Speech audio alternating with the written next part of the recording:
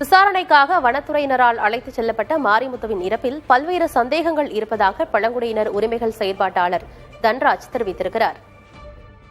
அவர் அங்கே உடுமலைப்பேட்டை வனச்சரக அலுவலகத்தினுடைய கழிப்பறையில் சந்தேகத்திற்கிடமான முறையில் அவர் தூக்கில் தொங்கப்பட்டிருக்கிறாங்க. அவர் தூக்கில் தொங்கப்பட்ட விதமும் அந்த வனத்துறை அலுவலர்கள் அங்கே பணியாற்றிய வனத்துறை அலுவலர்கள் அந்த உடலை மீட்டெடுத்த விதமும் மிகுந்த சந்தேகத்துக்குரியதாக இருக்குது. முழுக்க தமிழக வனத்துறை இது செஞ்சது முறைகேடு. தமிழக அரசு இந்த விஷயத்தில் முறையான விசாரணை செய்து இந்த வழக்கை சிபிசிஐடைய விசாரணைக்கு மாற்ற வேண்டும்.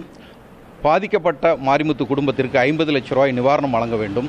இந்த வழக்கில் SC/ST வன்கொடுமை தடுப்பு சட்டத்தின் கீழே வழக்கு பதிவு செய்யப்பட வேண்டும். அவருடைய இறந்து போன காவல் சித்திரவையில் இறந்து போன மாரிமுத்தின் குடும்பத்திற்கு அரசு வேலை கொடுக்கணுங்கிறத நாங்கள் இந்த பழங்குடி மக்கள் சார்பாக கேட்டுக்கொள்கிறோம்.